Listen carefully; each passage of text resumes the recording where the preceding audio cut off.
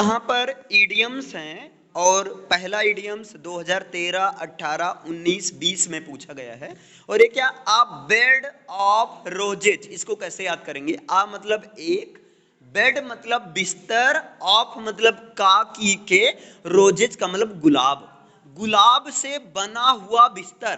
तो भाई सोचो, गुलाब से बना हुआ बिस्तर, मजा आएगा उस पर बैठने में। क्लियर है ना? इसका अर्थ क्या निकलेगा? An easy and comfortable situation, यानी बहुत ही आरामदायक, बहुत मजेदार ऐसी दशा जिसमें मजा ही मजा है। क्लियर? अब कहीं भी आपको मिलता है अब बेड ऑफ रोजेस, तुरंत आपके दिमाग में आएगा गुलाबों का जो बिस्तर होगा, मतलब मजा आएगा। तो इसका अर्थ कुछ कैसे निकलेगा? कंफर्टेबल से, कंफर्टेबल टास्क, इजी टास्क, है ना, आरामदायक। क्लियर बच्चा?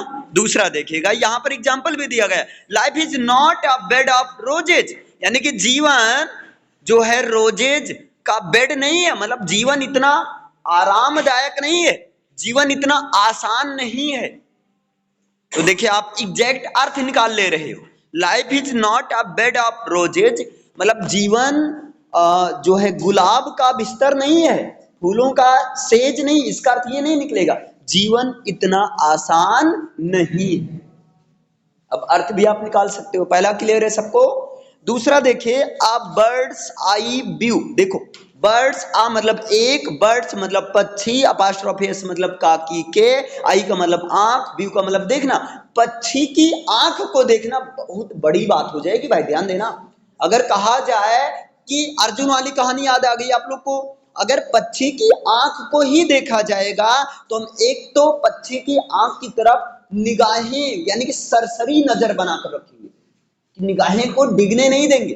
तो मतलब इसका मतलब होता है एक जनरल सर्वे करना, है ना। एक जनरल सर्वे का मतलब काफी ज्यादा बारीकी से देखना, जो चीजें देखनी है उस पर ज्यादा फोकस करना। ऐसे समझो, जैसे मान लो आप कोई काम कर रहे हो, क्लियर है, आप कोई काम कर रहे हो, कोई सर्वे करने आ गया, अब उसका मोटिव है ये बच्चा पढ़ता है कि नहीं, तो बाकी चीजों से उसको नहीं मतलब रहेगा, उसको अपने मोटिव से मतलब रहेगा। जब तक वो मोटिव नहीं पूरा हो जाएगा तब तक कोई वो काम नहीं करेगा। तो आज जनरल सर्वे का मतलब एक सामान्य रूप से सरसरी नजर, यानी कि फुल कंसंट्रेशन, पूरे ध्यान से किसी काम को करना।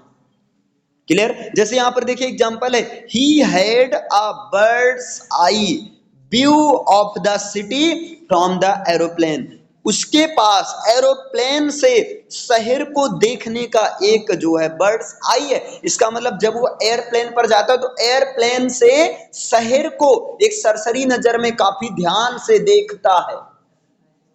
क्लियर है? एकाग्र होकर देखता है, दिमाग को ध्यान केंद्रित करके करता है, कंसंट्रेशन के साथ में शहर को देखता है। क्लियर? या आप ही लोग जब बहुत ज्यादा ऊंचाई पर जाते हैं, मान लो कोई चीज वहां से देखनी तो बहुत ज्यादा ध्यान से देखते हैं, या काफी दूर की चीजों को हम बहुत ज्यादा ध्यान से देखते हैं, एकाग्र करते हैं, तब वो चीज दिखती। क्लियर? तो ये हो गया बर्ड्स आई व्यू का मतलब होगा एक जनरल सर्वे, यानी कि सरसरी नजर रखते हुए देखना, पूरे ध्यान के साथ किसी चीज को ऑब्जर्व करना, परीक्षण करना। अगला देखिए, आ बोसोम फ्रेंड। तो याद रखो भैया, आ मतलब एक, बोसोम का मतलब होता है क्लोज। आप याद करने के लिए कोई कहानी बनाओ, बी से बोसोम, बी से बेस्ट, है ना। तो बोसोम फ्रेंड का मतलब बेस्ट फ्रेंड, पक्का दोस्त, लंगोटिया यार, इंटीमेट फ्रेंड, ये जिगरी दोस्त, ये होता है। जैसे सतीश इज माई बोसोम फ्रेंड, मतलब सतीश मेरा बेस्ट फ्रेंड है। देखो फ्रेंड और बेस्ट फ्रेंड में अंतर होता है। बेस्ट फ्रेंड का मतलब ऐसा फ्रेंड जिसे हम कुछ भी कह दें वो बात का बुरा नहीं मानेगा, है ना, थोड़ी देर के लिए मानेगा, उसके बाद फिर से नॉर्मल हो जाएगा। लेकिन फ्रेंड का मतलब जरा सी बात को लेकर जो है बैठ जाएगा। क्लियर है? तो बेस्ट फ्रेंड वही। अब यहाँ बोसोम से दिमाग में तुरंत याद आ जाएगा, अच्छा बोसोम मतलब बेस्ट।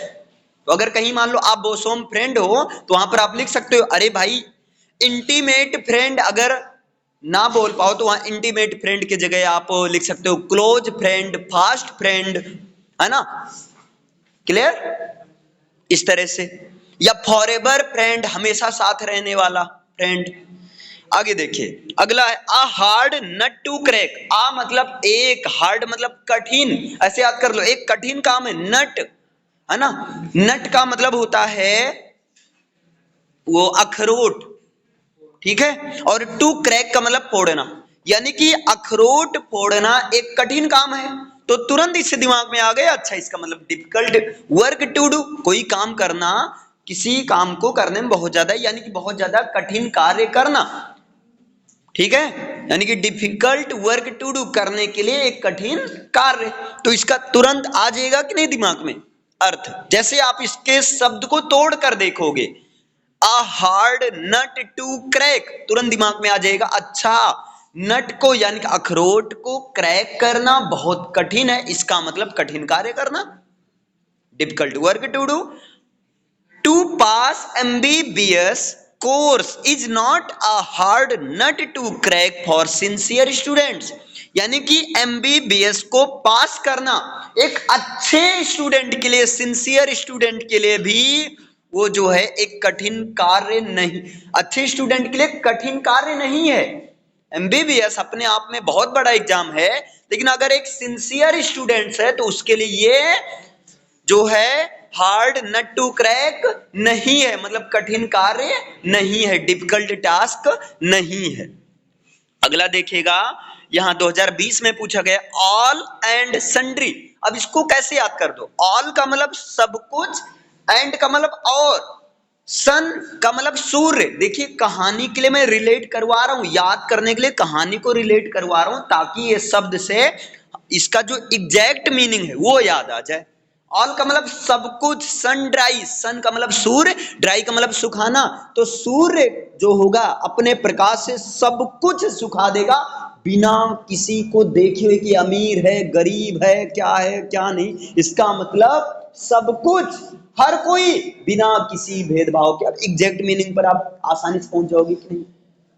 ऑल विदाउट डिस्टिंक्शन, यानी कि प्रत्येक, यानी कि हर चीज, सब कुछ, बिना किसी भेदभाव के।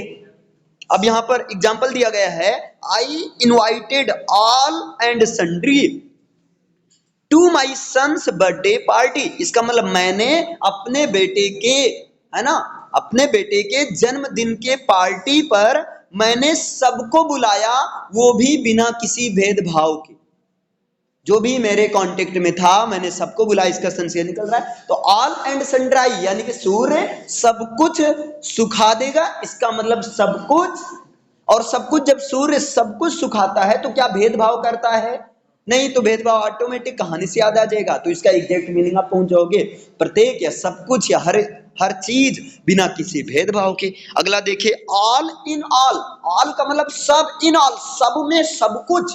भैया अगर तुमको सब में सब कुछ दे दिया जाएगा तब तुम अपने आप को प्रधानमंत्री नहीं समझने लगोगे, अपने आप को राजा नहीं समझने लगोगे, अपने आप को तीरंदाज नहीं समझने लगोगे, यानी कि पूरा एकदम सर्वे सर्वा, पूरा अपने आप में कंप्लीट, अपने आप को स्वामी मानने लगोगे, हम ब्रह्मा, इस तरह का कॉन्सेप्ट आने लगेगा दिमाग में। तो यानी कंप्लीट मास्टर, सर्वे सर्वा, दक्ष, कुशल, निपुण, कमांड हो जाना, उस चीज में मास्टरी अचीव कर लेना। तो ऑल इन ऑल का अर्थ निकल जाएगा कंप्लीट मास्टर, यानी कि सर्वे सर्वा। जैसे I am all in my family, मतलब मैं अपने परिवार में सर्वे सर्वा हूं, मतलब मेरा अपने परिवार में चलता है, अगर मैं कह दूं क्या ये काम होगा तो वो काम होगा। तो ये ऑल इन ऑल का मतलब निकला।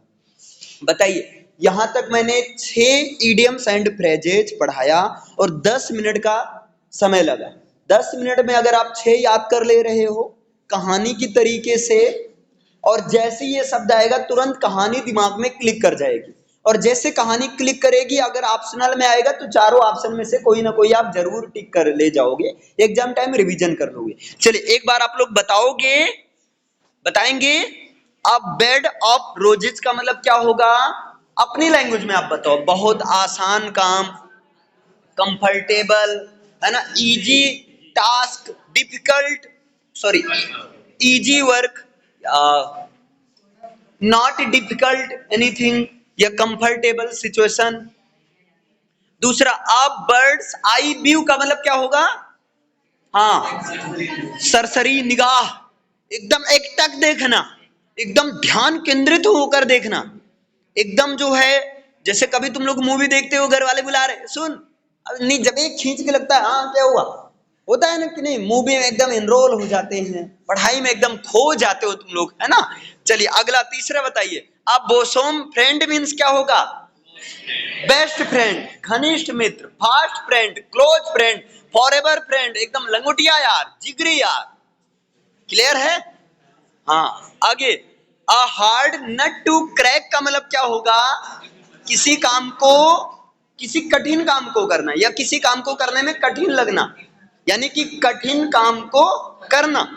डिफिकल्ट वर्क टू डू, कठिन कार्य। और ऑल एंड सन्ड्री का मतलब क्या हो जाएगा?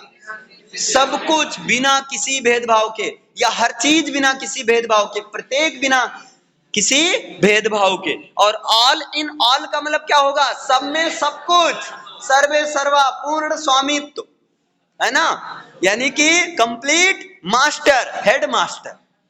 क्लियर है? इतना समझ में आया? बोलो।